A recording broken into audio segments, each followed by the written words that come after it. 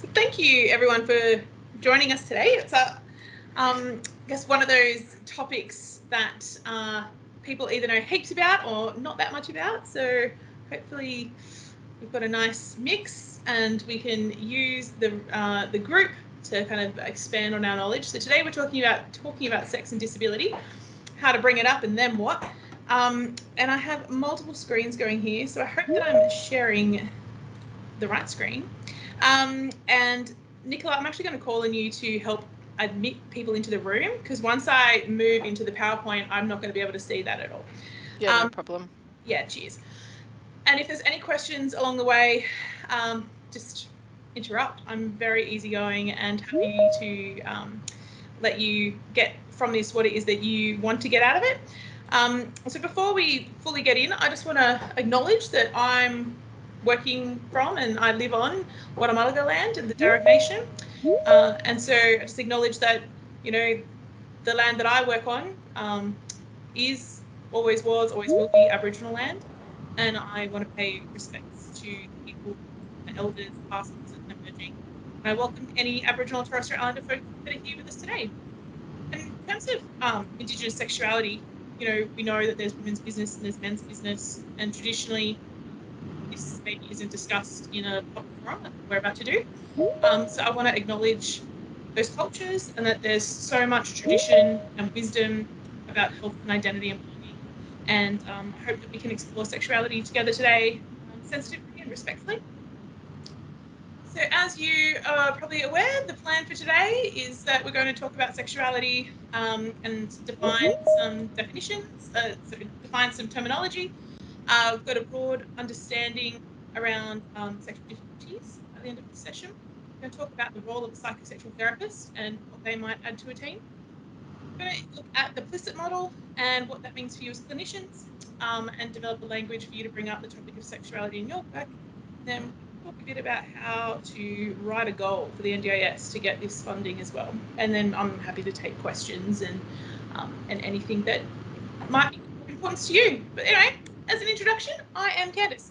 I have a dual professional background.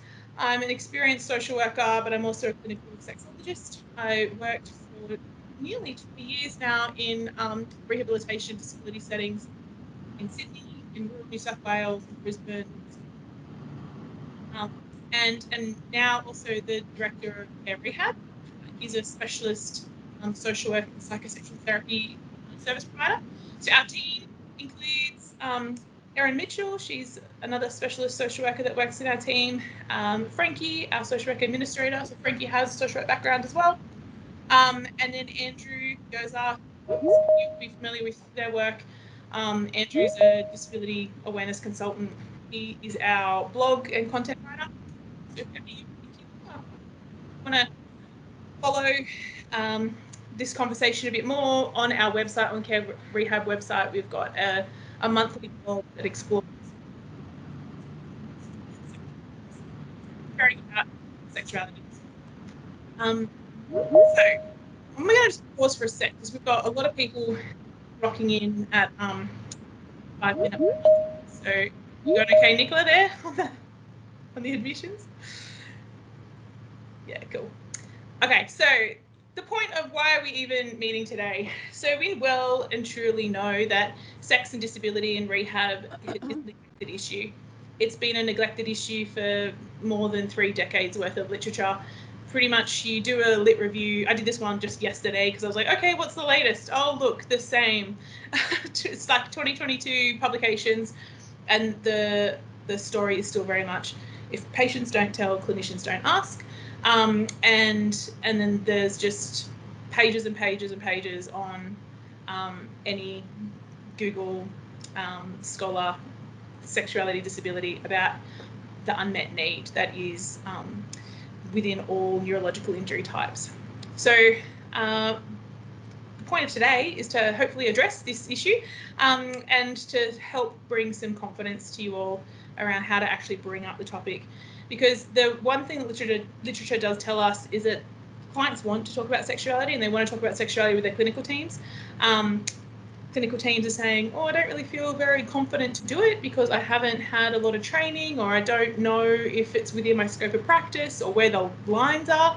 And so hopefully today's little taster of a just 1 hour webinar will be enough to help you feel a little bit more confident in addressing this as just part of standard rehab.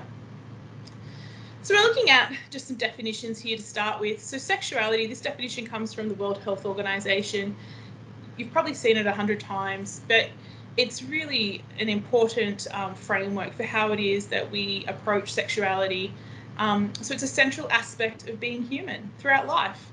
It encompasses sex, gender, identities and roles, sexual orientation, eroticism, pleasure, intimacy and reproduction.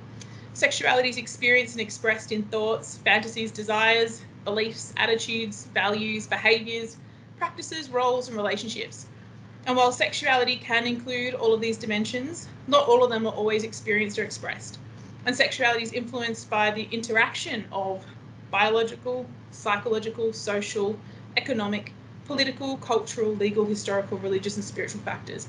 I remember the first time I kind of started to really think about this as a definition of what it actually means. And you're like, it's incredibly complicated. But I remember thinking, like, how does like the economy or politics really influence sexuality? I think, as you know, even just looking at a brief social commentary now, like you just look around the world around what people are allowed and are not allowed to do. And you know, I work and live in New South Wales. I've grown up in a country that, or in a place where, you know, sex work, for example, has been decriminalised for my entire working career. So I approach rehab and sexuality and think of sex workers as a potential component to someone's treatment, but and maybe part of a multidisciplinary team. But in other parts of the world, that would not be an intervention that's discussed as openly. So I guess having a broader understanding of, yeah, okay, all right, like I can understand how politics and culture and the economy all do play into how people can express their sexuality. And this other definition here is around sex positivity. So it's a value system that links with what we know to be pleasure activism. And so sex positivity, for most, it encompasses having a positive attitude about sex and feeling comfortable with one's own sexual identity and with the sexuality and the sexual behaviours of others. So overall, the concept of being sex positive involves understanding your own sexuality and what it means for you and your relationships. And that definition comes from the Society of Sexological Medicine. So when we're thinking about, you know, sex positivity and this sort of idea of pleasure activism, we know that pleasure can be seen as an act of resistance. It's transformative. It's liberational. It can change people's lives and society for the better. It's essential and it's informed by human rights. But I guess just as a way to sort of digest what is sex positivity, it goes down towards the real practical sense of, you know, it's a practical expression of how we uphold human rights. So this definition of sex positivity, if the short, in the nutshell, like, you know, the short take-home message is sex is nice and pleasure is good for us. But let's talk a little bit about sexual dysfunctions versus occasional sexual difficulties. So as most of you know, with a clinical background in sexology, I am focusing a lot on sexual functioning and then what the impact of that is within relationships. And so my 20 plus years experience has been in neurological injury. So we definitely have a neurological flavour to everything that we're talking about today. And so the difference between sexual dysfunctions versus occasional sexual difficulties is that occasional sexual difficulties are universal, and most people are going to experience them temporarily or intermittently throughout the course of a normal life.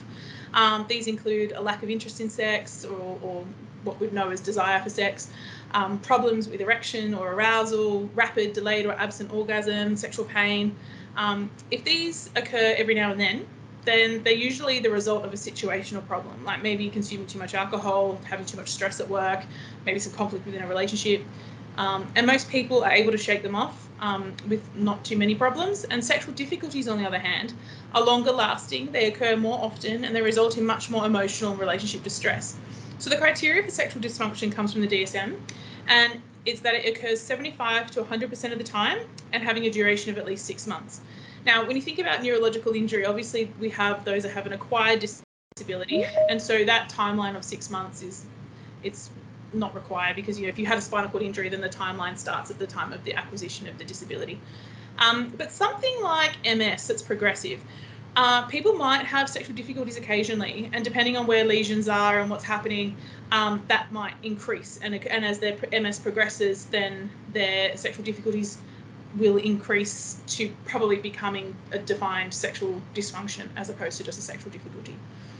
So some of the common problems for folks with penises, and we'll go through all of these as they come from the DSM. It's this hyperactive sexual desire disorder, which is like a loss of interest in sex, desire mismatch, and this could be due to life factors. Many couples will present with hyperactive sexual desire disorder at some point.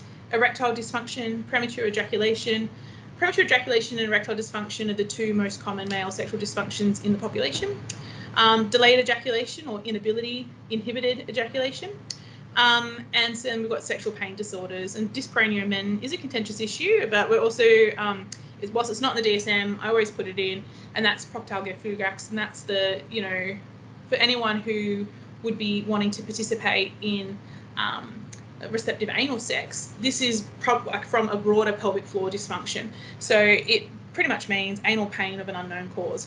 And as the name suggests, the exact cause of the condition is unclear, but the pain is due to muscles in the anal canal and the pelvic floor tightening suddenly. And so the common sexual problems for folks with vulvas, we've got the desire and libido disorders, hyperactive. We've got orgasmic disorders, and we know within the general population about 15% of folks with vulva have an orgasm disorder. And some of that is probably to do with the inconsistency in research which defines orgasm. And then we have dyspareunia, which can be from multiple causes, and dyspareunia can occur, like I was saying, regardless of genitalia.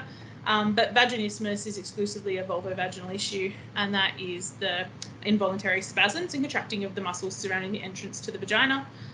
It can make penetration either very painful or in some cases not possible at all.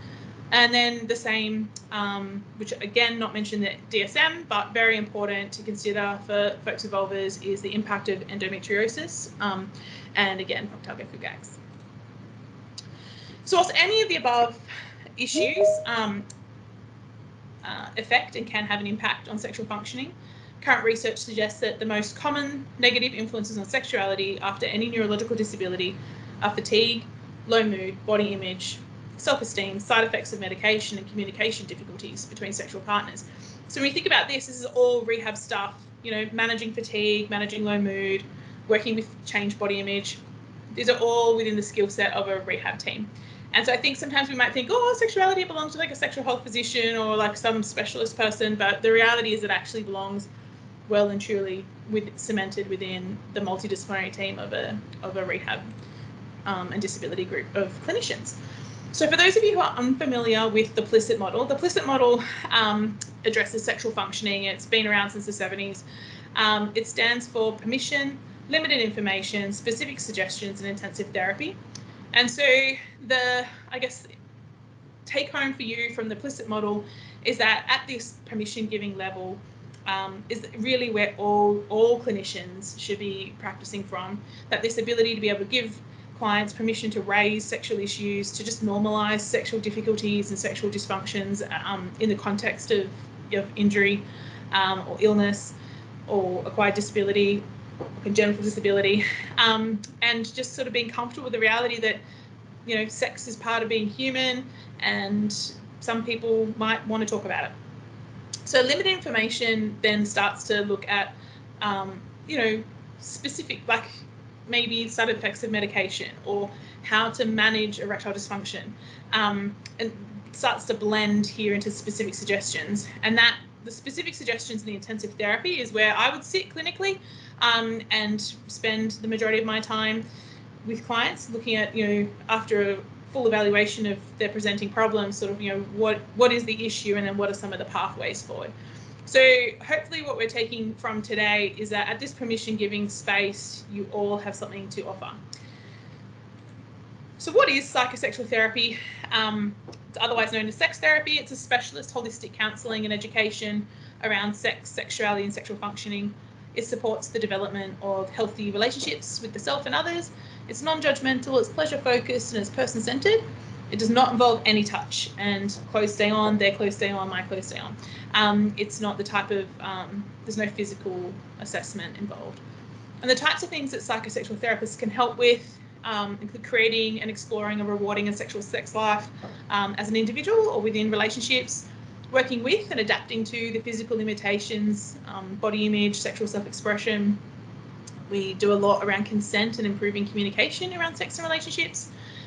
We help people explore and understand fantasy, desire, sexual orientation, gender expression, managing anxiety and shame around sex and sexuality, and help people explore, facilitate and affirm the development of sexual identity. So if we go back to that PLISSIT model for a second, and you start to understand, okay, well, they're the types of things that might be happening up here in this intensive therapy and specific suggestion space. Before I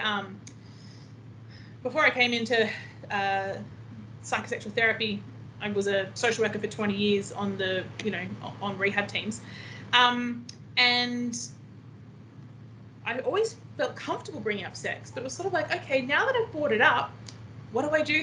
Like, what's next? And so I hope that today we sort of can kind of start to explore a little bit about what do you do once you've sort of opened up the conversation. And so we'll start off here with your opening line. So how do you open up the conversation? And a sex positive vocabulary is really going to help you feel prepared for this conversation. You're going to feel a lot less awkward. You're going to make the clients feel like it's just a routine part of rehab. My big tips are you want to practice talking about it out loud, maybe even write out a script that would sound like you, and then just try talking about sexuality more generally in life. And for some, that is a huge shift because, not all families talk about sex at home. Not everyone has friends that they talk about sex with. So to suddenly start, going there and talking about this a bit more can be a big culture shift. And I just want to commend you for those of you who put yourselves out there and start to practice and implement this quickly. So the million-dollar question is, do we do screening questions or do we wait for the client to bring it up? I talked about that in the very beginning. Clients are waiting for us to bring it up. We're waiting for them to bring it up. Therefore, no one's bringing it up. So the answer is have it as a screening question. And this, I guess my recommendation is always you can do it as these two different ways. You can do it as a declarative. So saying something like, we know often with insert disability diagnosis, people have changes with their sexual function.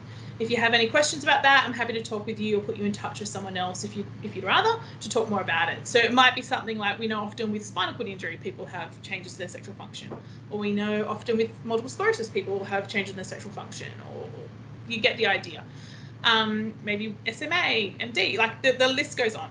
So we know, and then the other option is to do it as a question. So we know a lot of people have changes in their interest in sex or we know a lot of people have changes in their interest in sex or the way they experience themselves sexually after the injury. Have you noticed anything for you? Would you like to talk about that? So this kind of question really belongs in like a rehab setting where there's an acquired disability. There's a change and you acknowledging that they had a pre-injury sex life and now there's this post-injury sex life and maybe they're experiencing themselves differently. The declarative, there's over 500 types of neurological injuries, illnesses and disorders. So we know that all of them can at some point have some sort of impact on sexual functioning. So that sort of declarative, or we know often with neurological injuries, and illnesses and disabilities that people have changes in their sexual function, and that can be over time, it can be as conditions progress, and it's one of those things to check in not just once but probably on multiple reviews. It depends how often you're seeing somebody. Like, you don't want to be asking them every single time you see them, but at the same time, if you're only seeing them once a year, then you probably do want to be asking every time you see them. So the types of things that have been coming up of, what types of screening questions do you use? And I was doing some training with Allied Health last year, and we started brainstorming like, well, what are some of the natural ways that you can just work it into your existing assessments? So some of the suggestions were, how's your kissing as part of a motor, speech and swallowing assessment as a speech pathologist? How's your bladder function? How's your bowel function? How's your sexual function as just part of holistic screening? Do you have any questions about managing a catheter with sexual activity? You know, that should be like a nursing go-to every single time that they're working with a client with a catheter. Maybe if you're an OT and you're scripting a bed, like how's your bed mobility going? Do you plan to sleep with someone or next to someone? Like, you know, if I'm scripting this piece of equipment, is it for one? Is it for more? Like, you know, there's so many opportunities in which, you know, the MDT can raise these types of questions. So the common reasons that I've been seeing for referrals so far have fallen into a wide variety of different issues. So we're just going to work through some of them at the moment. So sexual health literacy, you know, Australians have enormously poor sexual health literacy. And then we add in disability, particularly an acquired disability where maybe people haven't had a lot of education around the impact of that. Yeah, we cannot underestimate sexual health literacy, and then the psychoeducation that goes along with the impact their disability has on their sexual functioning. And then in saying that, we should never assume that anyone with a childhood disability has had accessible sex education. I've met a number of people who are in their sort of like early to mid 20s that went to, you know, the PE sex class, but it was all able-bodied sex. And so they're like, cool, I understand how my peers are having sex, but how am I having sex? Like, it doesn't quite look like that. And so, you know, sexual health literacy, number one. Then the other issues that start to come up are things around sexual confidence, you know, sexual safety and education, you know, wanting to find a partner and date, that's a huge one. And I feel like loads of people are moving into this space at the moment, and depending on what types of, you know, disabilities people might have, there's different ways to acquire those skills. Access to sex work definitely happens a lot in New South Wales. Looking for an inclusive service provider and a queer-friendly housing. You know, that you might think, oh, that's kind of obvious, but I've had this conversation a few times just in the last month, so I decided to add it in because a lot of our NDIS and community organisations are run by Christian organisations, and this is not a Christian bash because I'm definitely not going down that pathway, but just really trying to understand how that then plays out in service provision and what people's you know, expectations are around,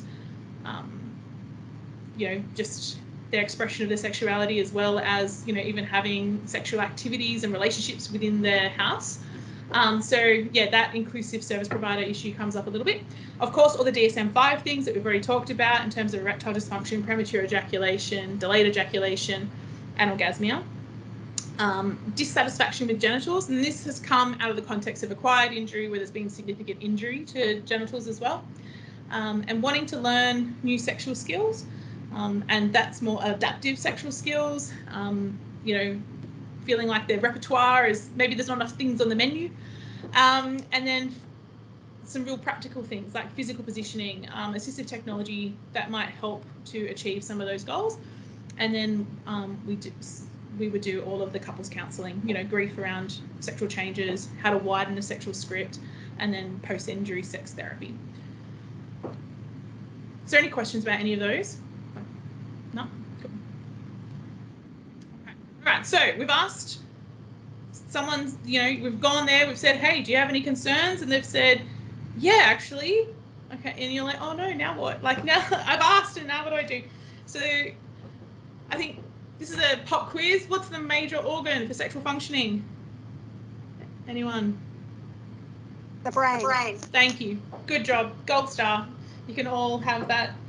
And so it's essential that our clients, you know, understand that, because so many people think that it's something to do with their genitals. And the more they understand that their brain is the major sexual organ, you know, and that all of the creativity and eroticism, and none of that is like, you know, that's all still them, that's all still possible. And so the thing that people really need to understand and take away from any sort of early interventions with you is that sex, they should go away feeling hopeful and positive, and that sex is something that is worthy of being considered in amongst all of their other, you know, treatments and rehab and therapies. And that sexual health literacy, really, you can like assume nothing, cover the basics, and particularly in the neurological injury spaces and illness spaces, the impact of medications on sexual functioning. A lot of people think that it's something to do with them and their injury. And when you really dive down into it, a lot of it is more to do with the medications they're on, and they haven't ever understood, like within the spinal space, you know, baclofin's essential. People need it. It helps manage their spasticity and tone, prevents falls. Like the list goes on about all the reasons why people need baclofen. But it's like putting a wet blanket over someone's, you know, sexual functioning. And so when you think about what do you need to kind of achieve sexual functioning, you need increased heart rate, you need muscle contraction, you need increased respiratory, and all of these biological functions are like with baclofen. So once people start to understand, oh, actually maybe it's my medicine or their pain meds or their antipsychotics or their antidepressants, there's this little piece that can kind of be a bit like you can kind of park it and be like, that's not me, that's my meds. And it's no longer this like personal problem. It's like, it's kind of taken out of being some personal failing, and people, you can just see this like aha moment. And then the other part around their medications and understanding its impact on sexual functioning is understanding like when their doses are the highest and sort of learning a lot more around dosing and timing. And so I'm definitely not saying come off your meds, stay on your meds. Your meds are there for a purpose, but understand, okay, well, if I take my baclofen dose at 8 a.m. and 8 p.m. or any other medication, that means that at 7 a.m. and 7 p.m. it's the least in my system. So maybe sex is on there, and just to try to start experimenting about different times when medication is at the least in the system. So there's some stuff that we can creatively explore well before we start changing anything. You know, we're really just changing timing and awareness and that whole literacy piece. And then we must understand the nocebo effect. So the nocebo effect is the more we tell someone they're going to have a sexual dysfunction, the more they're going to have a sexual dysfunction. So you talk to anyone who had a poor first sexual experience, or a lover who kind of said, oh, was that it? And that kind of impact of a negative sexual experience really sticks with people. And then they're like, oh, I'm not a very good lover. Well, who told you not to go? Oh, this, like when I was 15, this thing happened. And the more you unpack it, they've really taken this narrative on. And so the same thing happens within neurological spaces. We say, oh, you've got a spinal cord injury, you're going to have a sexual dysfunction. And so people just all like say, oh, okay, we're going to have sexual dysfunction. And the truth is, it's more like 5% of people with spinal cord injury that have nothing. You know, there's lots of things we can try with medication, with positioning, with timing. And so this idea that like the more we tell people that they've got nothing, then, you know, the brain is the major sexual organ. So the more we tell ourselves that we've got a problem, the more we're going to have a problem. So don't underestimate the impact of the nocebo effect. I'm going to show you will help, and you've probably seen it at other times. It's only 2 minutes. It's really going to help you understand the role of the brain. And this is something I would show clients as well to help them just start to understand so much is happening. It's so complicated, and it's not just one little magical part of the brain that helps with sexual function or dysfunction. And it's all these magical parts working together to help have healthy sexual function. Hard-coded into our brains and bodies is the desire for sex. It's evolutionary. All living things are driven to reproduce in a way that's beyond our conscious control. So, no matter your sexual orientation or your actual interest in having children, your brain wants you to have sex.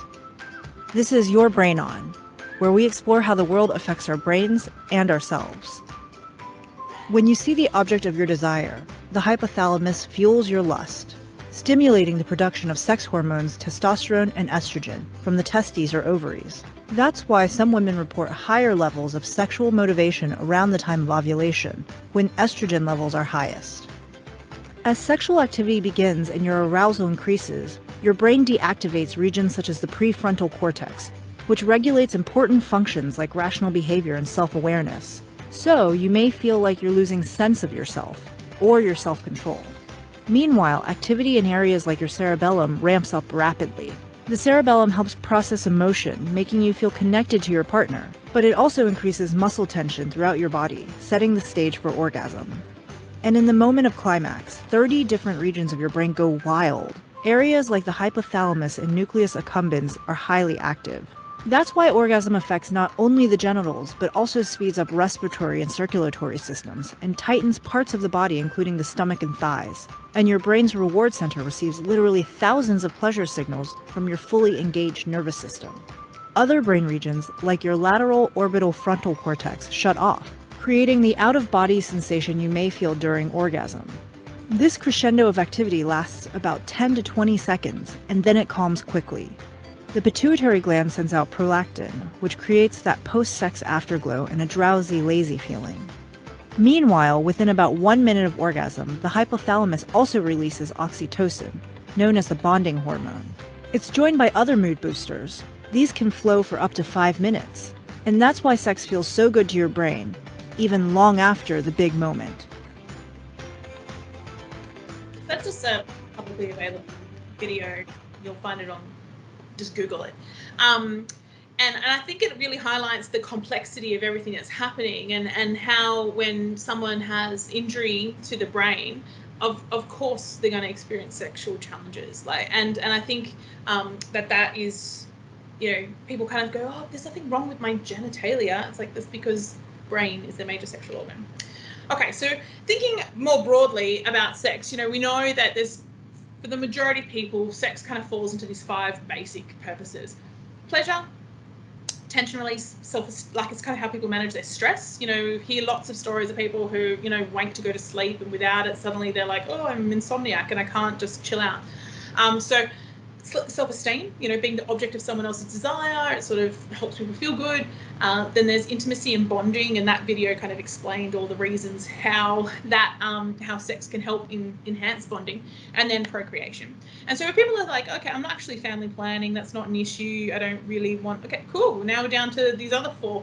And the important thing to understand about what it is that people are looking for is it can kind of help if you can understand what they're feeling they have a deficit in right now, then you can kind of help open up a whole heap of other interventions. So people are like, I'm not really feeling like I'm able to bond with my partner right now because I can't have sex. It's like, well, okay, let's talk more broadly about how do you bond with your partner. And then it's like, oh, I'm really struggling with my self-esteem. I used to be the object of like all the, the desire of other people. It was easy to hook up. It was easy. And then now, okay, let's talk more about body image. So it's not always about sex, so sometimes we need to understand what was the role that sex, what role was sex playing for people to help understand where the impact is. Okay, so this is a messy slide, but stick with me and it'll make sense. So you've asked about sex, they've said, yep, I have a problem. And then this is our kind of next step. Then what? We kind of say, you respond to any sexual disclosures using this very normal response. And I full credit this to Graham Simpson, who I have, with permission, stolen from him. So a very normal response stands for affirm, validate, normalize, and refer. A very normal response. It's a really clever little, I can't think of, my English teacher days have passed. So we affirm someone's, being worried about your sexual function makes sense. You affirm their concern, their worry, you validate it, you normalize it. Lots of people talk about this, you're right, like it's an impact of your injury. And then you can consider, with PLISSIT, where is your information and your comfort and what you're willing and able to help someone with, and then potentially when the time is right, refer. So that's just how to respond. Now, assuming that you've affirmed, you've validated, you've normalized, and you feel pretty confident, you're like, yeah, I can probably flesh out a little bit more about what's going on here. I don't need to run away from it. Then these follow-up questions are sort of what make up the basics of trying to understand what is happening for someone. So this isn't a full sexual assessment or sexual health history taking. This is just eliciting more information. So if you don't mind trying to explain to people, what's the problem? And so let the person in their own words express what's going on and how long's it been like that. And what you're thinking in your mind is you're looking for timelines, right? So, when did it start? Did it start at the time of injury? Has it started since? And like starting so say someone has acquired a disability and then it starts long after that. That for me, I'm always like, okay, what happened around there? Because it's not necessarily the injury that caused the dysfunction. It's probably something else that's happened afterwards. A surgery, a medication change. Medication change is usually the big one. What have they tried already? Like, who else have they talked to? Have they even talked to their GP? Have they spoken to other people? More often than not, you're probably one of the first people that they've spoken to about it. And then the bigger question is, what do you want to do about it? because, like, you know, you've told me about it. It's clearly distressed you. It's been going on for however long. And, you know, there's probably some options out there for you. Do you feel like you're ready to start exploring these options? And then you can help them move into what their pathways might be, depending on what their condition is. Maybe back to their GP, maybe back to their neurologist or their rehab doctor, maybe onto sex therapy, maybe another member of the rehab team, particularly if someone's at that inpatient level still. You know, the whole inpatient team should still feel comfortable to address this. Maybe there's a really key nurse who's involved with the client. So within the treating team, you know, what do you want to do about it, and who are some of the people that can help? So that's the sort of basics that you want to get. Now, the extra bit that I just wanted to add in today, because I know we're going to run out of time soon, I prepared about 3 months worth of content. So is just thinking about the significant gender differences within disability and within the work that I do working with women. My observations so far working with women are that women are held to much higher purity standards than men, but also to non-disabled women, and that there's this real focus on sexual safety and perceived vulnerability, and that this sort of psychoeducation regarding pleasure rather than fertility is still new. Like, when you look at that 30 years worth of literature, it's about fertility outcomes following whatever condition, or, you know, postpartum outcomes, or like, it's not about like orgasm function or even just like satisfaction. You know, we're doing some work at the moment around satisfaction with sexual functioning following spinal cord injury, but it's still new. And you think, how 30 years of literature are we still, the male literature has progressed a lot more in that side, but the women are still, we're still playing catch up.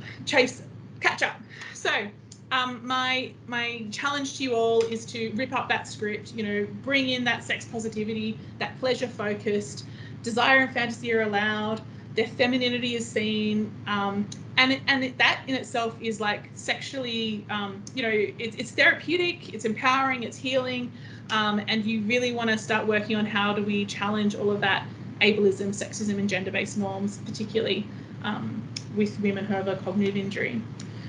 So the final part for today is looking at how NDIS funding, like getting this included within an NDIS planning meeting. And, you know, like all aspects of the NDIS, you need to have a goal.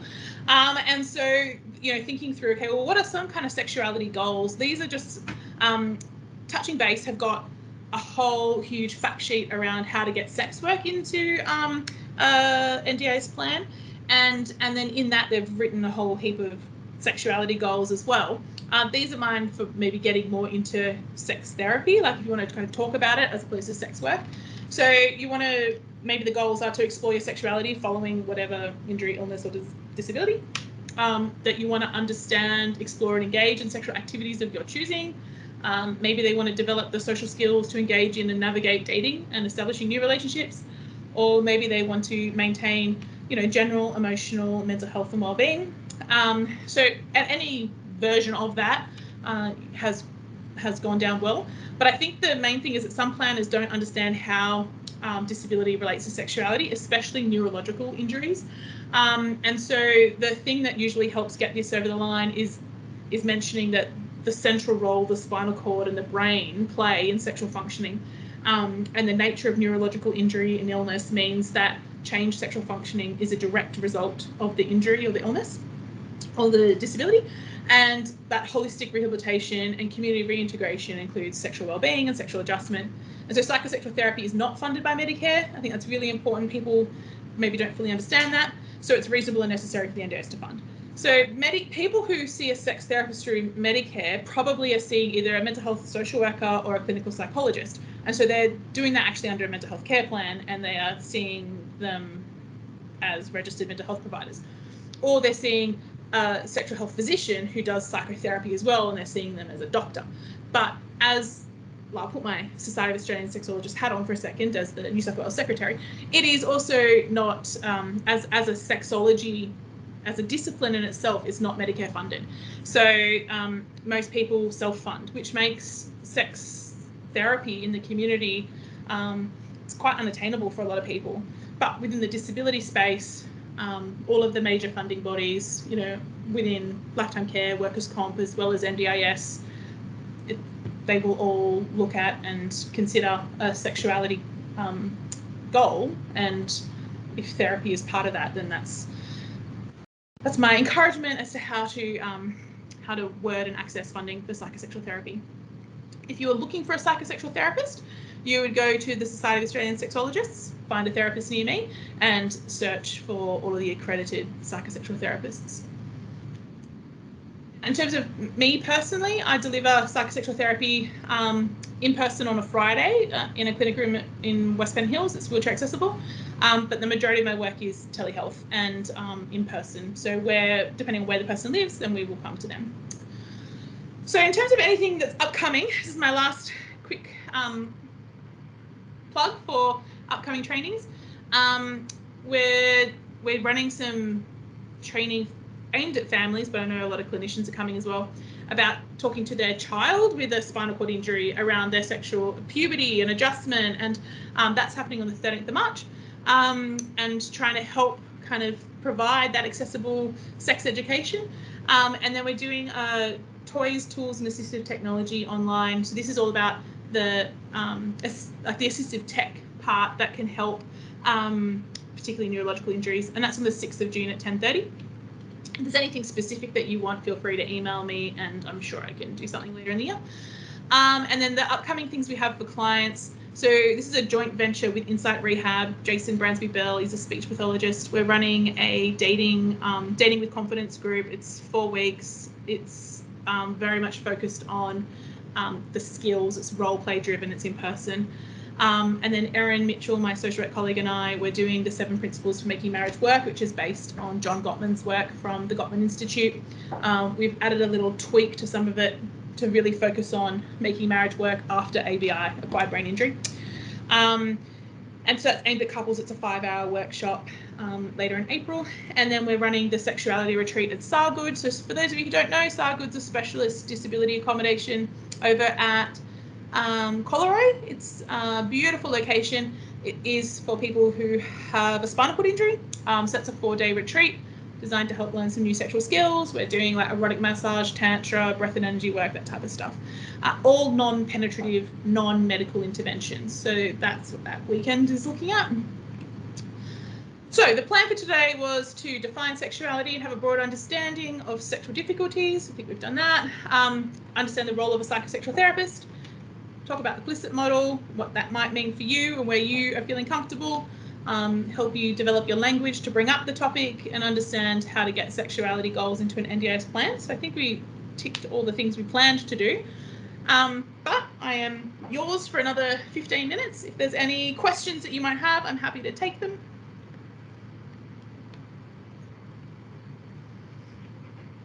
No particular questions?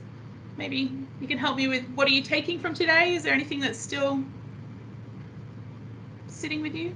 I was just wondering, will this be available to watch again later, Candice?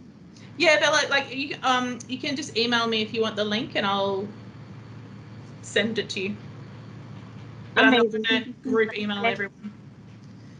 No, that's all good. Today was great. Thank you so much. Okay, no worries. Can I just ask, with the questioning, the 2 examples you provided were talking about an injury. What would be a good sort of lead-in for someone with a disability that they've had from childhood? Yeah, so a similar type, like depending on what it is, but we just know sometimes people experience some, might have some questions about sex, or maybe experiencing sexuality with some challenges. Is there anything that you want to talk about? I think you could just take the word injury out and just add the word disability in. Did you have a particular group in mind? Was it a neurological or? I work with people with different neuromuscular conditions, so muscular dystrophy, SMA. Yeah, cool. So for that, I would, especially as their conditions change with time and progress, then just say, lots of people talk about sex and sexual functioning changing as their condition changes. Is that something you've experienced? Do you have any questions about something? Yeah, I'm also quite curious, particularly for the as teenagers, that they don't get that sexual education, because it's sort of like, oh, I don't, you know, if the teachers are small, like, I don't even know if they could do that. Let's just leave it off. Like, yeah. And the hard thing is, like I've got a few clients with SMA, and you know, none of them have got sexual dysfunction because it's not a muscle. Like it's like, actually you kind of got like all the bits intact. It's much more functional, like upper limb, you know, strength, lower limb strength, positioning, physical positioning. But the kind of potential is like, you know, for that able-bodied sexual script of being able to have that, you know, traditional Masters and Johnston sexual functioning, like, you know, they've got some great outcomes. It's just opportunity, as well as, you know, the community around them sort of seeing them as sexual, and that this is a legitimate, you know, part of their development. So, yeah, they're a good group, a great group of people to work with, and as they age, things change. Yeah. Claire, just to go back to your question, it's the Society of Australian Sexologists. That's where you find other psychosexual therapists. Rebecca, I can see your hand. Thank you. Yeah, I was just asking, and I apologise if you mentioned it because I did have to answer a phone call at one stage, so apologies. But other than your course that you just mentioned that you're doing with Jason in terms of dating, what kind of would you recommend for people who were after that idea of trying to meet people and have, you know, that connection kind of thing, that are struggling to maybe work on mainstream dating apps or something like that? Like, as part of that course, do you talk about different options of meeting people after an injury? I'm more in the brain injury space. So yeah, Becca, I think this is like, you know, within brain injury, this is one of the biggest goals that's always brought up. Like, I'm lonely, I want to meet people. And I think the from the content, the take home for the clients is always, one, what do you have to offer a relationship? Like, where are you right now in your adjustment? In, you know, have you got things going on? Are you back at work, if that's possible? Do they have interests? Because the chances of finding someone that you connect with is probably increased if it's at a shared interest. So if you've like always been keen on gardening, then join the gardening group. Or if you've always loved the movies, join the movie group. And so in my one-on-one coaching, not necessarily in the group, I'd be encouraging people to look at like meetup websites and really kind of think through their own community participation kind of plan. Like, what is it that you like to do? And then do it with other people. And maybe those other people will like the same things, and for those people who are looking for more of an organic kind of connection, then that's, you know, very successful. But in terms of, you know, the actual turn-taking skills of conversation, being able to manage verbosity, kind of talking, you know, speech pathology's got an amazing role to play there, and that this can all be managed within the MDT. It's like the goal is dating, and they might come to a group, and you know, we know that group work within brain injury is really like best practice, and that there's lots of role play, there's opportunity to get direct feedback, there's the chance for their peers and colleagues to pull them up on stuff. But in terms of like thinking through where are they at, like, you know, it's a difference between going into a relationship desperate for a relationship and versus like, I'm okay, I'm happy with life, and now I'm ready to kind of share it with someone else. It's very different energy. yeah. And is there, sorry, second follow-up question, is there an aspect of that about talking about their injury as well? Yes. Like, I know, so for example, if we were looking at someone returning to work, we would sort of look at them in terms of how they have a conversation with an employer about their injury or something. Yeah. And so the analogy that we used, so when I was at Worker Rehab, we ran the Dating After Brain Injury group there, was drip feed, don't avalanche. And so you kind of have this, like, you know, this image of a tap that's just got a bit of a leak. Like, what do people need to know? Like, oh, I've got to write that down because my memory is terrible. And so, you know, what they need to know is that you're writing it down. They don't need to know that it's because your head went through a windscreen at 120 kilometers an hour and there was blood, blah, blah, blah, blah, which is like, you know, a lot of people just love the story. They get like, they're so used to telling the story that it's like comes straight out. And so I always say trauma doesn't belong on a first date. So we've got to try and contain that. We don't want to come off as too much, too intense. Like, the brain injury diagnosis definitely needs to come at some point, but it's at the need to know, you know, we don't lead with that. We want them to get to know us and get to know the types of things we like and how we, you know, what is it we might be able to offer them in a partnership. And as time goes on, as trust is built, we share what needs to be shared, but it's not the leading story. So yes, learning how to disclose is a big part of dating success. Thank you. No worries. Jenny? I just was curious if the sexual health clinics in public hospitals or outpatient clinics, do they still exist, or do they still have a role with this at all? Or Yeah, so I mean, that's a great question. Sexual health clinics these days are jam-packed with STI management, HIV management, and my colleagues that are like social workers that are working in sexual health units are like, you know, they started to open up also to like gender affirming healthcare as well, and so they are flat out managing public health type issues, and not real. They don't have the scope to look at sexual dysfunctions. That doesn't so much come up in their space anymore. But I'm sure if someone turned up and said, "Hey, I have erectile dysfunction. I'd like to talk to someone," well, they definitely have the skills. It's just, you know, whether or not the follow up and the time is there. But yeah. Anyone else? We're okay? Okay. Well, thank you all for joining us for today's 1 hour whip through. If you think later on, or hold on, there was something I wish I'd asked, feel free to email me. Happy to chat anytime. It's better that our clients get access to this information. So it's lovely to meet you all. Have a good afternoon. Thanks, everyone. Thanks, Candice. See you later.